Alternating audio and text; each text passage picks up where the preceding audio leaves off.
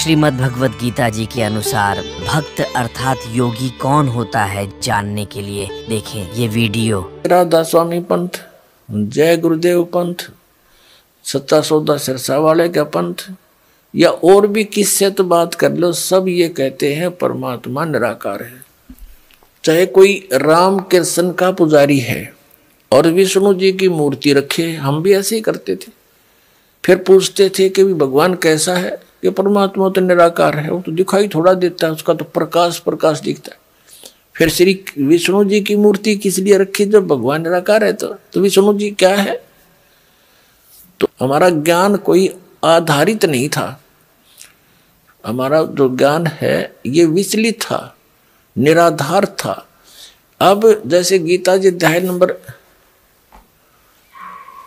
2 के श्लोक नंबर 53 में 53 में कहा कि अर्जुन, जिसमें तेरी बुद्धि भिन्न भिन्न प्रकार के भ्रमित करने वाले वचनों से हटकर एक परमात्म तत्व के तत्व ज्ञान पर स्थिर होगी, तब तो तू योग को प्राप्त होगा, तब तो तेरे में भगत के लक्षण आवेंगे, तू योगी बनेगा, भगत बनेगा।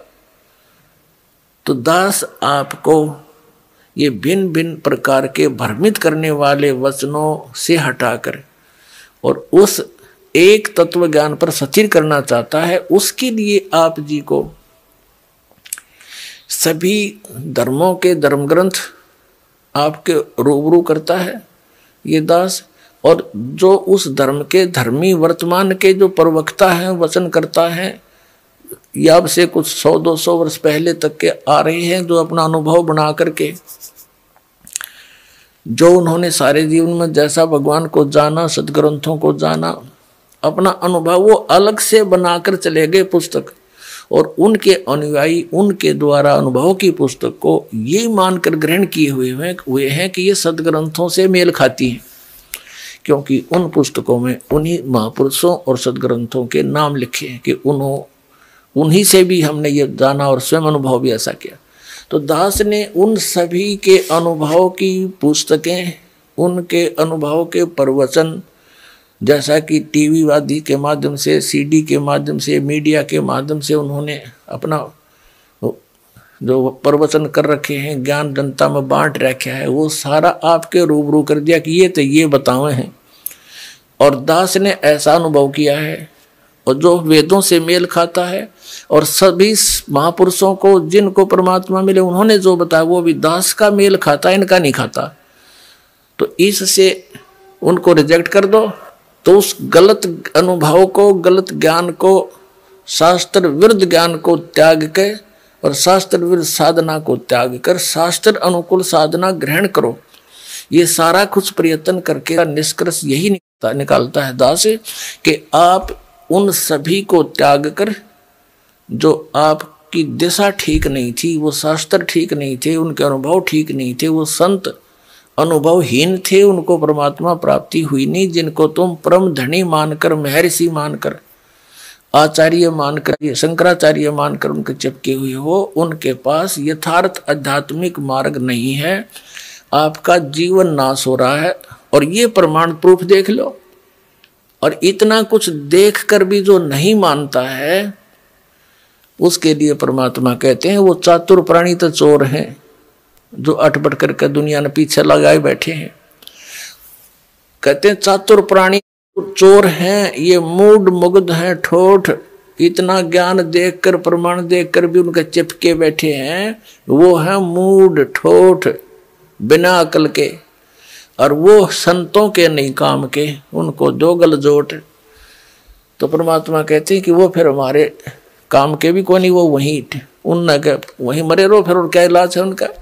इतने प्रमाण देखकर और फिर विष खाने की तैयारी में, तो या तो वो नशे में है या कति मूढ़मती।